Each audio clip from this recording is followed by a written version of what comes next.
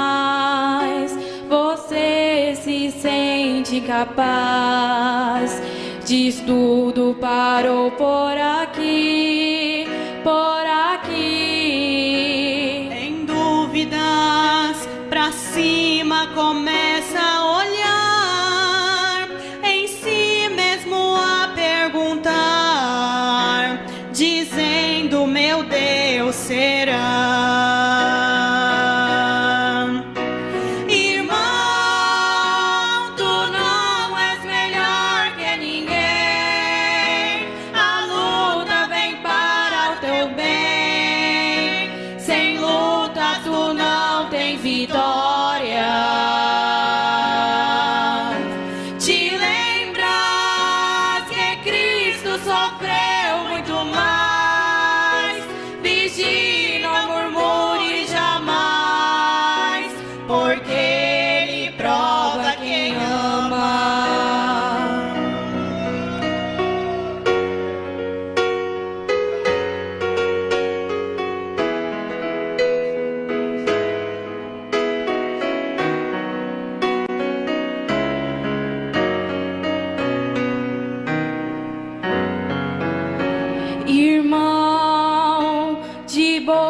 Fechada é melhor.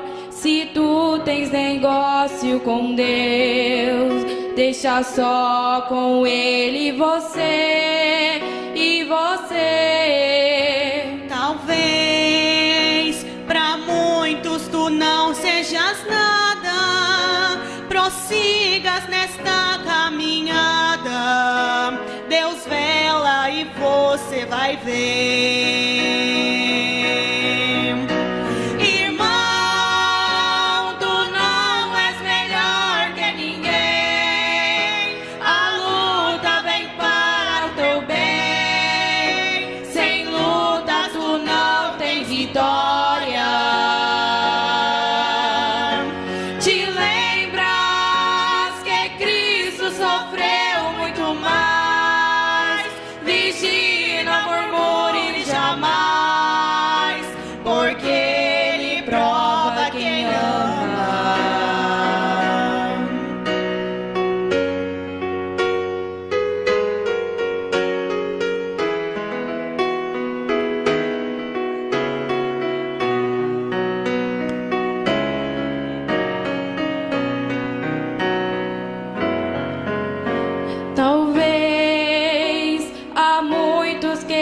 Tratam bem, te elogiam com coisas além, mas por trás falam mal de você, de você. Esqueceram que os falsos não entram no céu.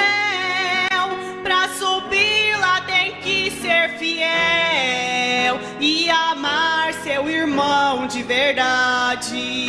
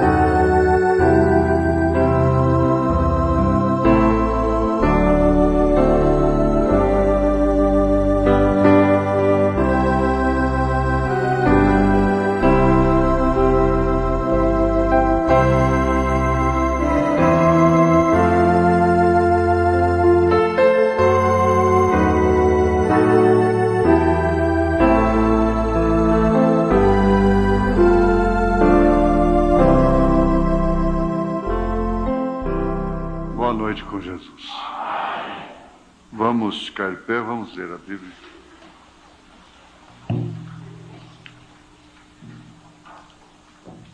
Eu vou ler novamente do verso 12 ao verso 17, porque nós estamos estudando essa parte dos selos e eu fico devendo elas para mim mesmo, não é? E havendo aberto o sexto selo, olhei, e eis que houve um grande tremor de terra, e o sol tornou-se negro como saco de silício, e a lua tornou-se como sangue. E as estrelas do céu caíram sobre a terra, como quando a figueira lança de si os seus figos verdes, abalada por um vento forte. E o céu retirou-se como um livro que se enrola.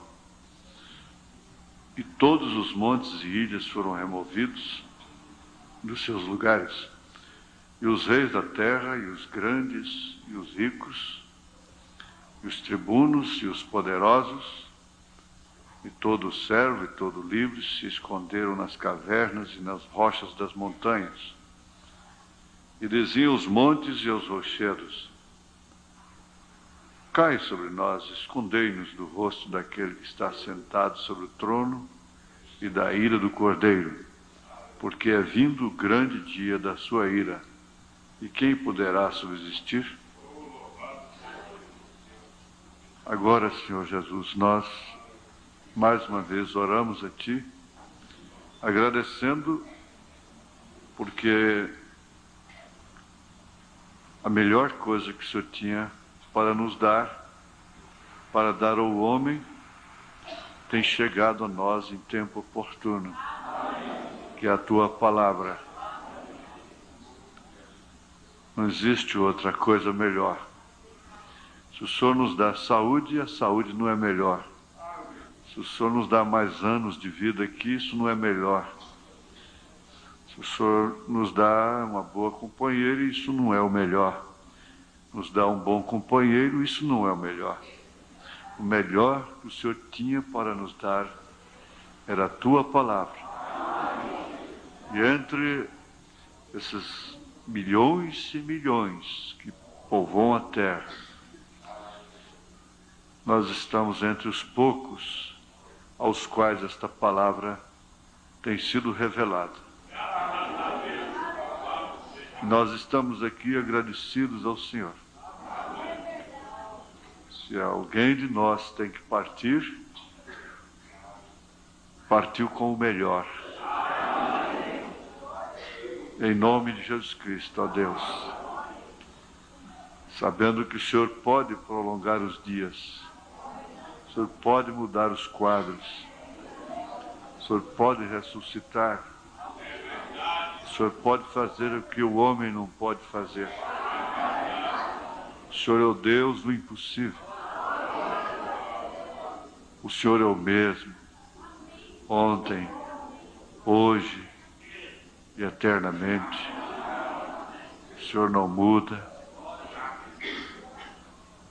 Não existe mal grande para o Senhor. Mal grande, mal pequeno. Qualquer mal o Senhor pode, no estalar de um dedo, desfazer aquilo. O Senhor pode restituir as células, porque foi o Senhor quem fez células. Nós cremos no Senhor para viver, cremos no Senhor para morrer, cremos no Senhor para ressuscitar. Em nome de Jesus Cristo, Pai, encomendamos as nossas vidas a Ti, as nossas almas ao Senhor.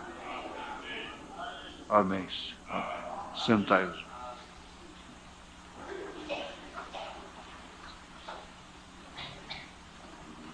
É uma coisa que está na dimensão humana. O profeta diz que você pode sair daqui e ser colhido ali, e ir calçar os sapatos e cair morto, não é? Mas Deus permite tudo isso sabendo que ele pode ressuscitar também. Ele vai ressuscitar. Eu gostaria de saber o seguinte, é um pouco difícil apanhar de surpresa, assim. Haveria alguma pergunta em relação ao sexto selo? Alguma pergunta em relação ao sexto selo? Haveria? Tem algum irmão que tem uma pergunta sobre o sexto selo? Não é de improviso, sim, não. Muito bem. Mas nós vamos observar uma coisa muito interessante e muito profunda, e somente isso aqui, parágrafo 51 já, não é? Somente isso aqui dá para a gente ter uma mensagem que ocupa todo o tempo do culto. Quando vinha para cá, debaixo daquele pé d'água, né, falei, hoje, será que vai gente na igreja? Não é? Mas aí está a igreja praticamente lotada. Notem que com o tempo, observem, notem que com o tempo Jacó começou a sentir desejo de regresso, ou de regressar à sua terra. Então a gente dá até vontade de falar assim, bom, isso aqui eu vou deixar no caderno como um tema para uma mensagem. Os pregadores sabem o que significa isso. Notem que com o tempo,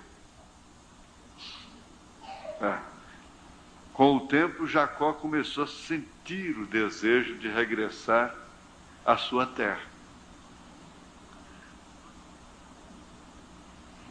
Dá vontade de pregar, não é? Mas vamos ter paciência. Assim é também com Israel. E Jacó significa exatamente Israel. Depois que ele teve aquela luta com o anjo, lá no Vale de Jaboque, então o seu nome foi trocado, de Jacó para Israel. Israel viria a ser essa pequena grande nação, né? Mas está plenamente relacionado, quer dizer, dentro dos estudos do selo, deixando a pregação propriamente dita para depois, nós já estamos aprendendo o seguinte, que como Jacó sentiu que era tempo dele regressar à sua terra, Israel, a nação, os judeus, Israel, também começaria a sentir a mesma coisa, que havia chegado o tempo dele retornar para a sua terra. Então isso começou já com o broto da figueira, não é? Porque os gentios, as árvores falam dos gentios, nesse caso, o sermão profético, enquanto que a figueira fala dos judeus, de Israel. Hoje, o Estado de Israel, todo israelita, é chamado de judeu. Se bem que o judeu é aquele que vem da tribo de Judá, não é? Seria somente esse. Mas falou judeu e Deus sabe a qual tribo cada um deles pertence. Não resta dúvida. Mas generalizou esse termo, judeu, se referindo a Israel. Então, os judeus sentiram que era tempo de voltar para a sua terra. Como também, olha, veja, como que aconteceu com Jacó e que vem acontecendo com Israel desde 49, que a sua bandeira, a bandeira de Davi, tremulou e ele se organizou como Estado. Também a igreja começa a sentir desejo de regressar, de voltar. Agora, quando vem um desejo de regressar, nada mais serve para a gente naquele lugar. Eu estive fora de Goiânia 11 anos. Foi o único lugar para onde eu saí e por poucos meses apenas que eu fiquei fora de minha mãe, durante toda a minha vida, até que ela veio a falecer. Fiquei 11 anos em Brasília. Mas eu sempre olhava para cá, no horizonte, no crepúsculo da tarde, e suspirava profundo.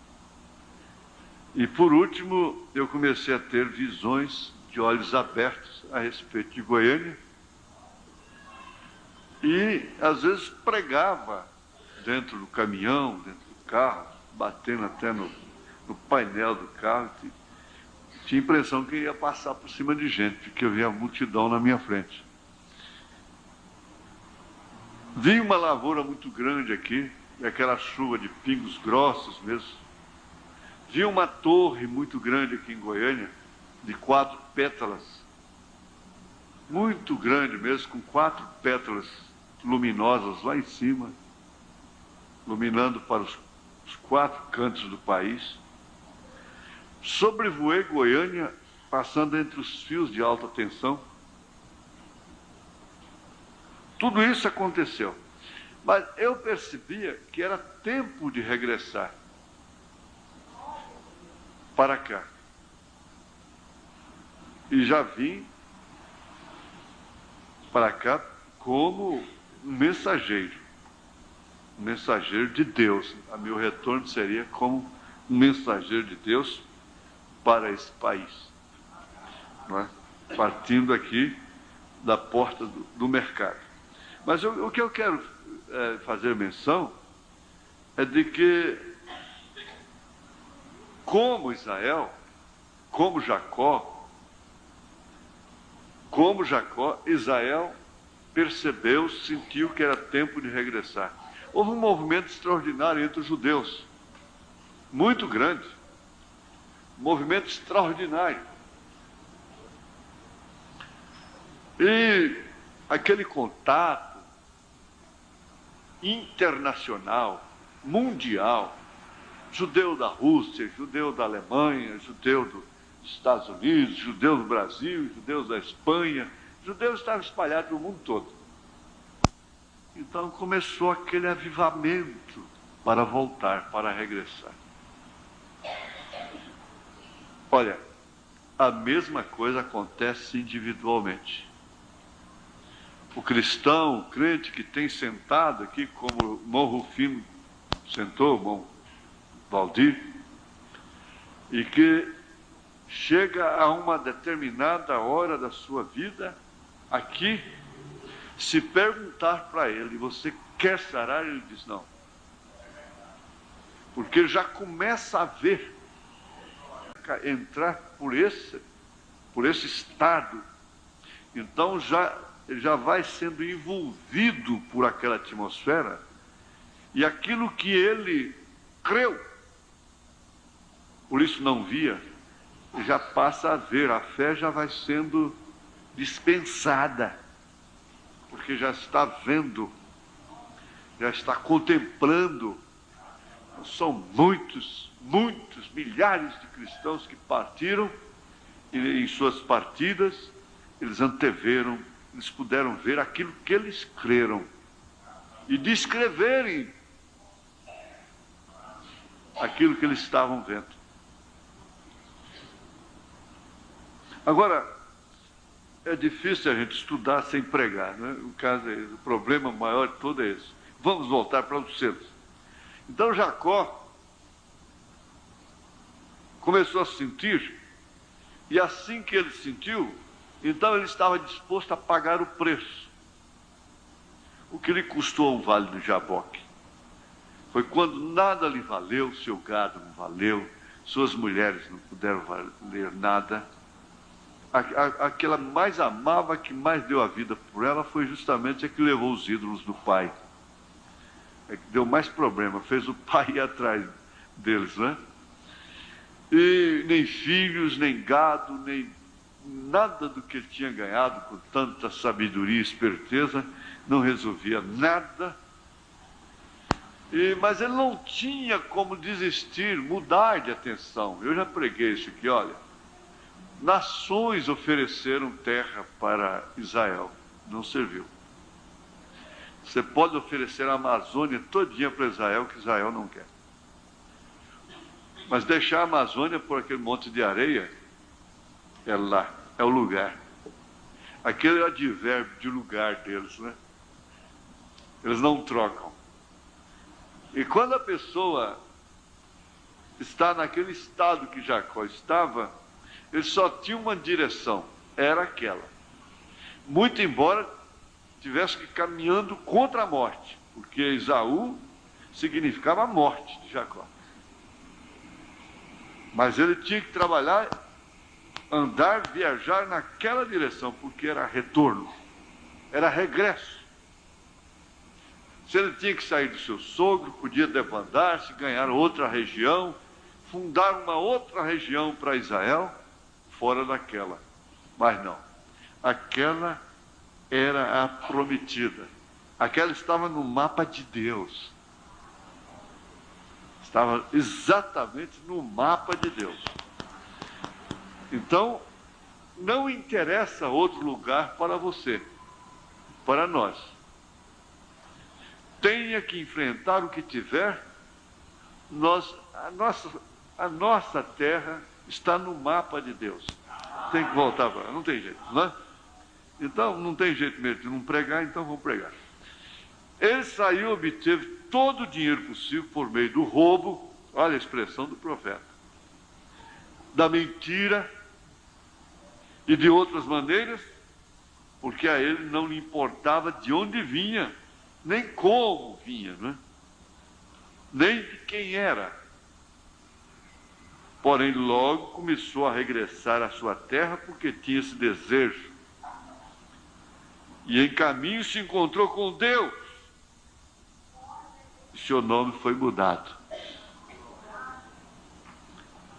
O desafio, todo desafio que nós estamos enfrentando, em relação aos irmãos que estão no leito, é um desafio para nós.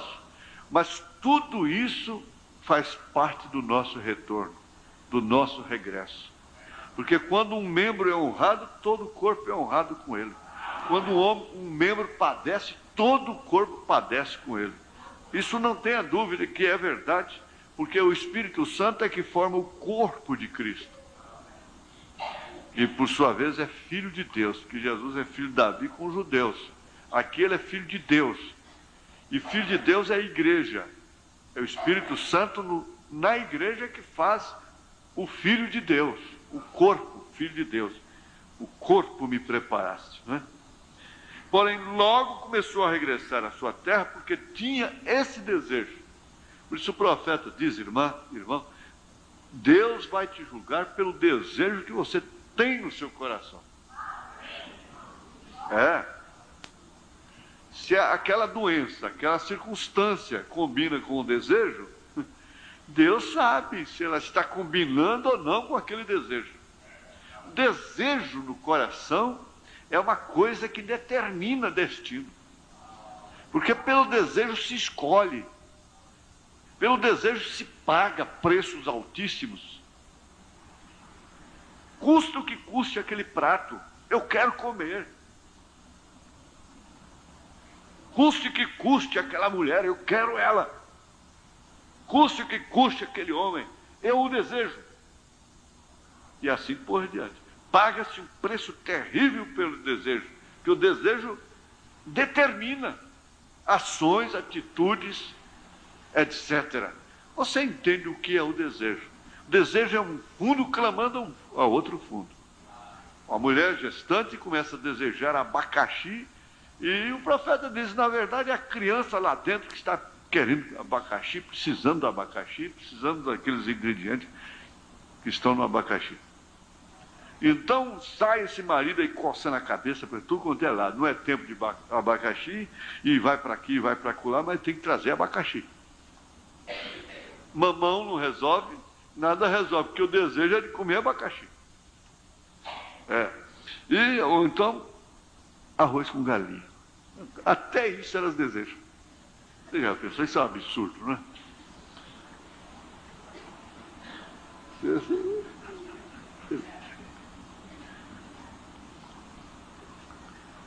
Mas é difícil a gente estudar os selos por causa da pregação. A pregação atrapalha os selos. Não é verdade? Você não tem jeito de estudar os selos sem pregar, como é que faz? Então, o desejo. Você já entendeu. Ele disse, olha, os seus motivos, os seus objetivos, o seu desejo. A mulher que não corta o cabelo, por quê? Porque é da igreja, porque é da mensagem, porque o marido, por causa do marido, porque por isso. Mas lá no fundo ela tem um desejo profundo de cortar seu cabelo. Deus está vendo ela com o cabelo cortado. Desejo é uma coisa tremenda, não é certo? Agora, porque tinha esse desejo, e por isso ele procurou satisfazer o seu desejo. O seu desejo te domina. O seu desejo seja para ele, é a Bíblia, né? E em caminho se encontrou com Deus, e seu nome foi mudado. Porém, nesse tempo, ele estava muito preocupado, porque temia Esaú, tinha os acertos a fazer, estava ali perseguindo. E notem o dinheiro, tal como será neste dia, quando os judeus fizeram pacto financeiro com Roma, fizerem o pacto financeiro com Roma, que já está nas suas preliminares, nos seus primeiros passos. Está bem adiantado já. Os pactos preliminares já estão sendo feitos para, por fim, chegar no pacto financeiro e levar a rasteira que a grande prostituta vai dar nele. Agora, Esaú não tinha necessidade do dinheiro de Jacó, porque quando o outro lado o assunto é dinheiro, é fácil resolver. Então paga e acabou. Mas o problema não é dinheiro. Como tampouco necessita Roma, porque Roma tem as riquezas do mundo em suas mãos. Porém, encontramos que naquela ocasião, quando todavia era Jacó, se encontrou com Deus, estava passando por esse tempo de tribulação. Então Jacó lançou mão de algo que era real. Houve um anjo que desceu do céu, e Jacó manteve seus braços ao redor do anjo, e ali se manteve. Este anjo lhe disse, tenho que ir-me, já está amanhecendo. Irmão, o profeta disse, irmão, o dia está para amanhecer, está por chegar, já estamos na alvorada, não é hora de soltar o anjo, não é hora de brincar, não é hora de passear por aí, mas não é hora mais de relaxar, não. A alvorada já tem chegado. Porém Jacó disse, não te deixarei ir se não me abençoares. Não podes partir, eu vou ficar contigo. Eu quero que venha uma mudança em minha situação. Agora aqui você mesmo prega. Aqui você mesmo prega. Você diz, começou a sentir o desejo de regressar à sua terra.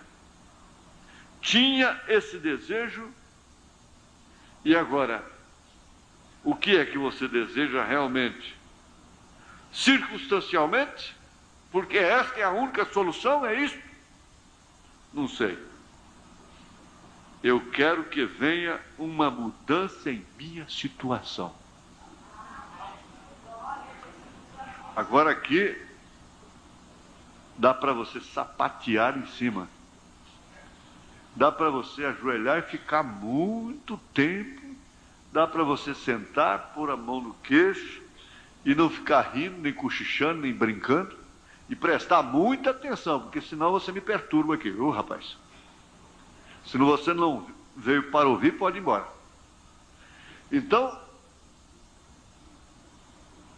eu quero que venha uma mudança em minha situação.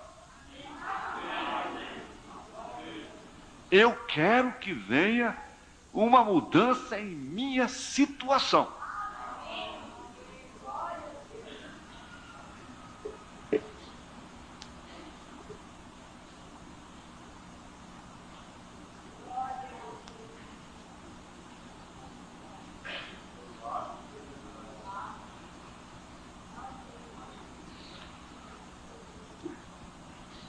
Qual é o seu problema? O que é que te faz chorar no altar? O que é que te faz chorar quando está na cozinha, trabalhando, cozinhando, lavando roupa? O que te faz chorar de madrugada? É a paixão por aquele rapaz? É a paixão por aquele carro? É a paixão por aquela casa? É a paixão pelo marido? É a paixão pela esposa? É a paixão pelo filho? É a paixão pela moça? Eu quero que venha uma mudança em minha situação, ou caso contrário, eu estou perdido.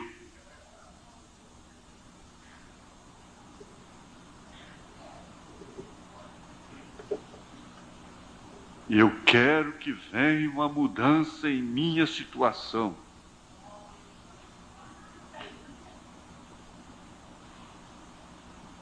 Ou caso contrário, eu estou perdido.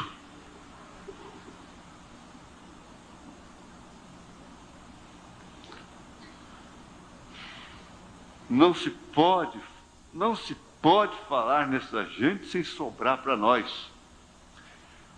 Você diz assim, o que tem a ver o sexto selo com a noiva? Não tem nada a ver. Quando nós estamos estudando o sexto selo, quando esse sexto selo estiver acontecendo, a noiva está nas bodas do Cordeiro. Não tem que mudar a situação nenhuma dela. Ela não está em problemas. Ela não está em dificuldades. Ela não está chorando a partida de ninguém.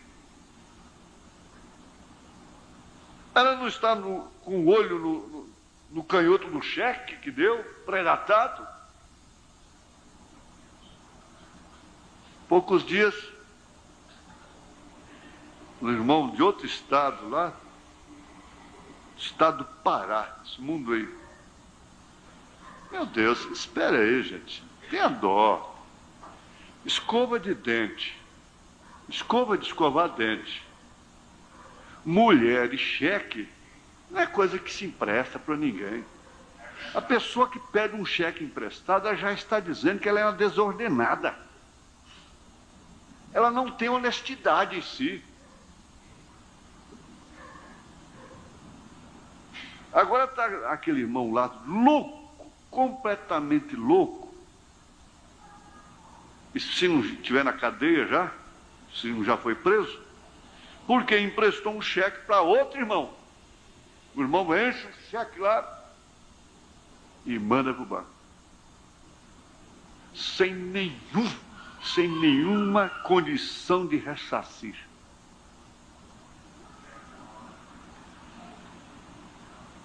Eu fico pensando nessas coisas.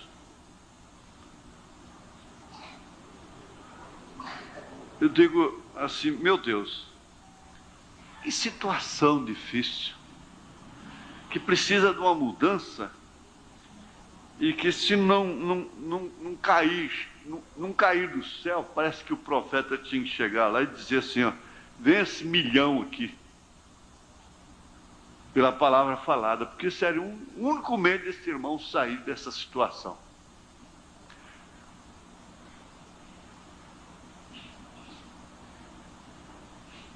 E tantos outros problemas, quando o profeta está dizendo, Pague as suas dívidas. Não deva nada a ninguém a não ser o amor.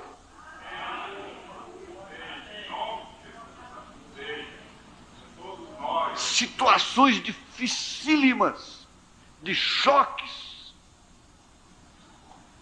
de mágoas, de tristezas, de raiz de amargura, de necessidades.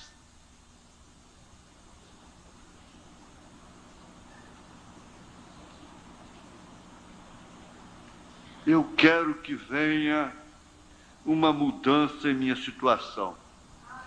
Sabe? Porque senão eu vou cair morto qualquer hora. Eu vou sofrer um infarto. Eu vou sofrer um derrame.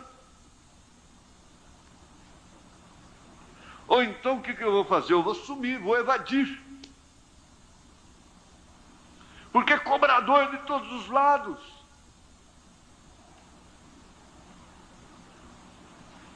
E eu só tenho um caminho para voltar. Eu recuar da igreja eu não posso, sair da comunhão eu não posso. Eu tenho que enfrentar o Esaú.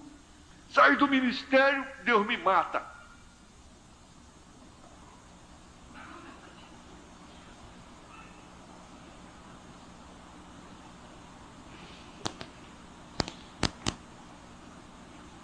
Eu quero, eu preciso. Eu preciso. Agora você diz com você mesmo. Eu preciso sair. Eu preciso de uma mudança em minha situação. Minha situação deve ser a minha natureza. Nós ouvimos aqui domingo à noite, quando Deus nos deu aquela graça. Você viu o que virou o signo? Todo mundo agora está se dirigindo para o signo. Signo, porque eu sou leão, porque eu sou carneiro, é porque eu sou câncer, vou comer. Porque eu sou peixe, então eu vou dar. Porque eu sou sagitário, porque eu sou escorpião. Ferrão, né? O irmão Branham disse que o Espírito Santo muda a natureza. E a situação todinha é criada por causa da natureza que nós temos. Natureza teimosa, natureza carnal, natureza preguiçosa, natureza ambiciosa, que quer ganhar só, sem trabalhar. Quer ganhar na astúcia, como Jacó. Mas pode deixar, o Esaú está lá na frente. Está te esperando. Você é filho de Deus, você é filha de Deus. Você tem que regressar e só para a denominação não tem jeito, porque você não é porco para voltar ao lamaçal, você não é cão para voltar ao vômito. Você não tem para onde ir. Pedro diz: para onde iremos nós? Não tem jeito. E Jacó não tinha como, era só regressar. Isso é o que acontece com Israel, não tem como. Não é que eles queiram, por isso que o revelado, o crente revelado nunca está contra Israel. Nós tivemos aqui o saudoso irmão Badielou, que era sírio-libanês. Ele falava, falava para o próprio sírio, não sei como é que eles não mataram. Ele falou assim: nós somos filhos de Ismael. Israel que é filho de Abraão, de Isaac. Nós somos filhos de Ismael.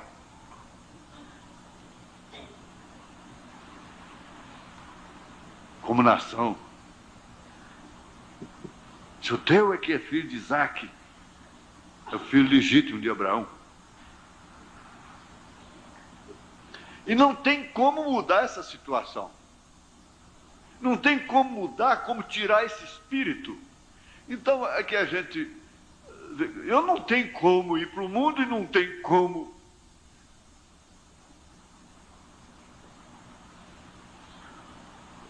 O jeito que tem é isso mesmo, meu filho. O caminho é esse. Tem que enfrentar a situação. Tem que enfrentar a situação. E o que te espera é realmente a luz. A luz que vai botar tudo claro, tudo limpo. É o sinal. Mas vamos prosseguir. Só mais um pouquinho. Esses são os 144 mil, os ganhadores de dinheiro que têm sido tão desonestos com as finanças, desonestos nas suas finanças, quer ganhar dinheiro só à custa de... Não importa se uma família fica chorando lá depois, ele tem que ganhar, ele quer ganhar dinheiro. Porém, quando eles por fim veem a coisa verdadeira e a possibilidade de agarrar-se a isso, então é exatamente aí que chega Moisés e Elias. Amém. Eles também lutarão com Deus até os 144 mil das 12 tribos de Israel, até que os 144 mil das 12 tribos de Israel sejam chamados e tirados para fora. É a mesma luta que houve no Vale de Jaboque. Isso sucede justamente antes de começar a tribulação. Isso sucede exatamente, olha, presta atenção, antes de começar a tribulação com Formoso. Esses dois profetas, Elias e Moisés, pregarão como João Batista lhes dirão. E como João Batista, eles dirão: o reino dos céus está à mão. Arrependa-se, Israel.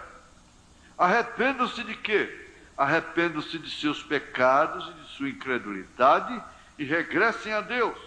Creiam no Messias, creiam em Jesus. Agora recordemos algo. Esses grandes acontecimentos na natureza têm sucedido antes, como vemos com o versículo 12: o sol se pôs negro como saco de silício. Recordem, isto não sucede no tempo dos gentios. Isto é para Israel.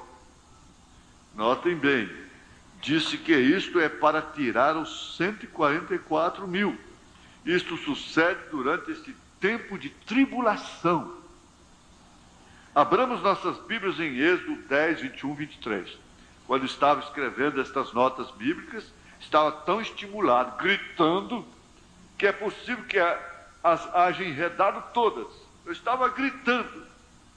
Então disse o Senhor a Moisés: estende a tua mão para o céu e virão trevas sobre a terra do Egito, trevas que se apalpem. E Moisés estendeu a sua mão para o céu e houve trevas espessas em toda a terra do Egito por 3 dias. Não viu um ou outro, e ninguém se levantou do seu lugar por 3 dias. Mas todos os filhos de Israel tinham luz em suas habitações. Está todo mundo no escuro, mas os filhos de Israel tinham luz em suas habitações. Está todo mundo no escuro, isso também, está todo mundo no escuro, mas nós temos luz. Tenho luz no coração, diz. Agora notem como diz em Apocalipse: e o sol se pôs negro como um saco de silício. Vê você? São as mesmas coisas, os mesmos acontecimentos na natureza. Que foi? Que sucede quando acontecem estas coisas na natureza? Deus está chamando Israel. Aqui Deus está a ponto de libertar a Israel do Egito, da mão dos seus inimigos. Porém, aqui nesse tempo da tribulação, o vemos libertando-os da mão dos romanos, com os quais fazem o pacto. Viu? E as mesmas coisas sucedem. Durante esse tempo, caíram as pragas sobre os gentios. Se tivéssemos tempo, poderia mostrar-lhes o que sucederá com a igreja gentia. A Bíblia diz em Apocalipse 12 que o dragão, Satanás, mesmo se enojou com a mulher, os judeus. Em sua boca saiu um rio de água, multidões, gentes, que foram para fazer guerra com o remanescente da semente da mulher. Vem, isso é quando Roma enviar seus exércitos contra o remanescente da semente da mulher, os judeus. Você sabe que uma escritura só às vezes tem vários cumprimentos. Notem, a primeira vez quando estavam em mãos do inimigo e Deus os estava livrando, o sol se pôs negro como um saco de silício. Isto agora é a segunda vez ao final da tribulação. Agora queremos ler em Daniel capítulo 12, onde diz: mas naquele tempo será libertado o teu povo, todos os que se encontrarem escritos no livro. Recordem, Daniel está falando ali deste mesmo tempo, quando estas coisas devem suceder, ou seja, quando Israel será libertado ao final da 70ª semana. E naquele tempo se levantará Miguel, o grande príncipe, que se levanta pelos filhos do teu povo, e haverá um tempo de angústia, qual nunca houve desde que houve nação até aquele tempo. Agora comparem isto com o que disse Jesus em Mateus 24, porque haverá tão grande aflição, qual não houve desde que houve nação até aquele tempo. Notem também o 6º selo, e verão a mesma coisa, grande tempo de aflição. Mas naquele tempo, a parte final da 70ª semana, livrar-se ao teu povo todo aquele que se achar escrito no livro. Estes são 144.000 predestinados, os quais têm seus nomes escritos no livro da vida do Cordeiro, os quais serão libertados nesse tempo. E muitos dos que dormem no pó da terra ressuscitarão, uns para a vida eterna e outros para a vergonha e desprezo eterno.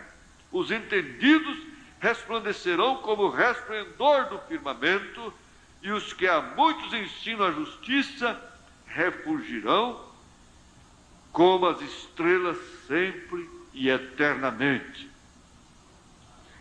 Olha, uma coisa muito importante que o profeta deixou aqui dentro deste 6º selo está no parágrafo 46 até o 68. Eu não vou ler por causa do tempo, ao pé da letra, mas todos conhecem muito bem.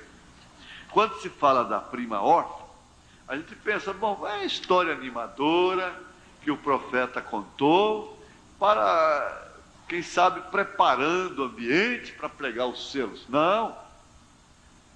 Essa história, esse caso aqui da prima órfã, faz parte da revelação dos selos.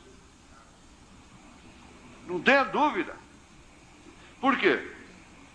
Ele começa a contar a história e daquele rapaz que era muito rico, seu pai muito rico, e ele dono daquelas fazendas, dono daqueles ranchos, e ele diz assim que ele não encontrou uma mulher que prestasse em Chicago, onde naquela época já havia 30.000 abortos por mês.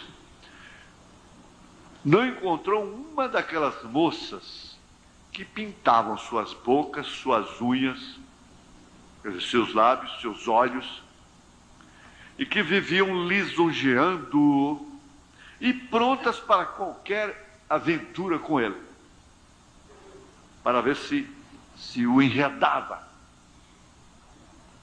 Então, ele não encontrou em Chicago nenhuma sequer. Agora, veja se isso é apenas uma historinha que o irmão Brana pôs dentro do 6º selo para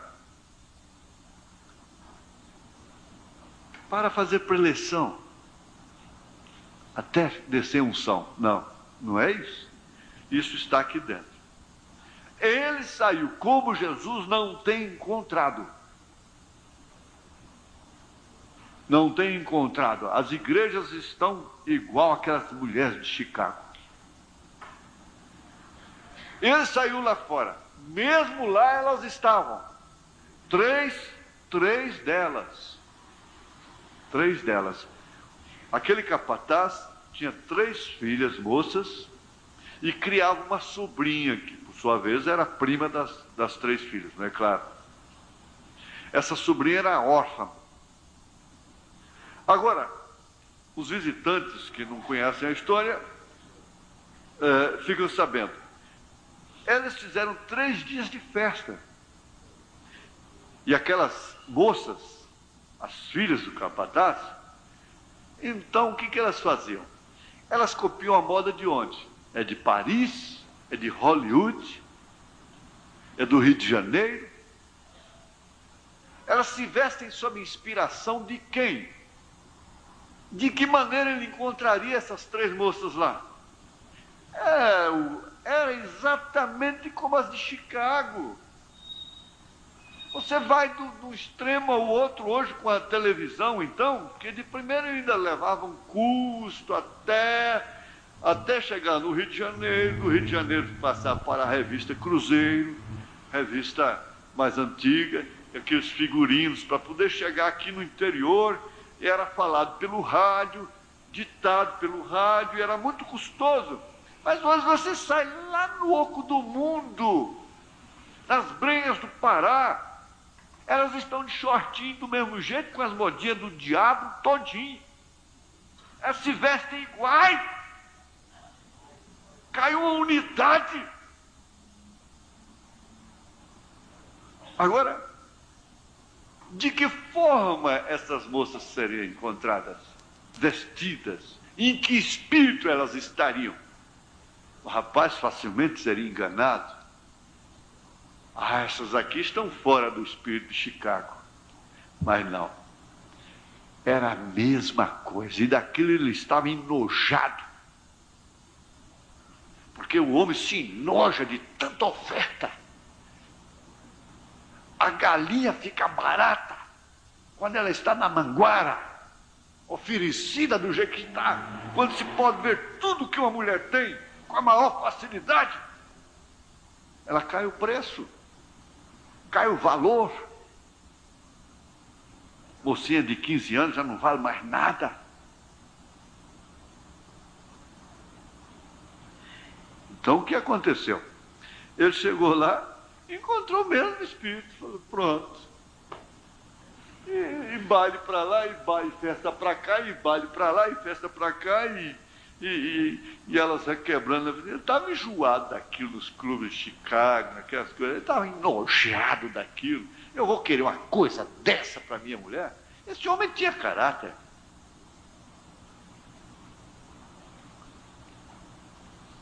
E enojado daquilo, saiu, foi para o curral. Chegou lá, ele encontrou uma moça de pés descalços, lavando louça. Vocês conhecem bem o que aconteceu.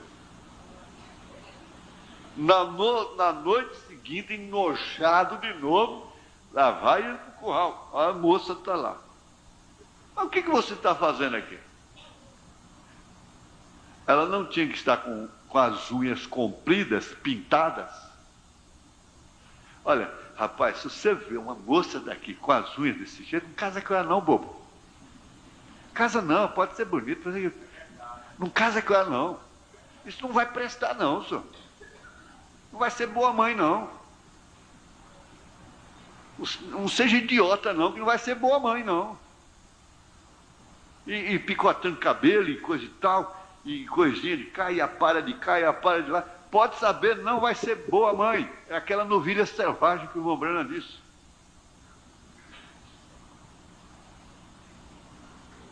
Elas também têm o que ver vocês também, viu? Em casa com ele não. Isso não vai ser um bom marido de jeito nenhum. Elas têm muita coisinha para ver vocês também, viu? Não é só elas que tem que ser vistas, não. Vocês também têm. Os homens também têm muito sinalzinho que se elas observarem, ela não quer nada com certos rapazes. Mas o certo é esse. Então por que você não está lá? Eu tenho que lavar. Ela não podia estar com as unhas pintadas, com as unhas arrumadas. Ela não podia estar com certo permanente, né? Certos penteados, com certas coisas. Ele disse, escuta, você quer casar comigo? Eu não canso de esquecer daquele meio bobo lá de Trindade, né? E chegava na minha prima, ele tinha um espírito de soldado com ele, vestia camisa amarela, e um cap, e ele dizia, casa comigo, eu ponho em pecado a pochê, quer dizer, eu ponho empregada para você. Você casa comigo, eu ponho em pecado a pochê, quem mexer com você, eu ponho 3 dias na cadeia, sem comer, sem beber. Toda vez que eu leio isso, eu lembro daquilo.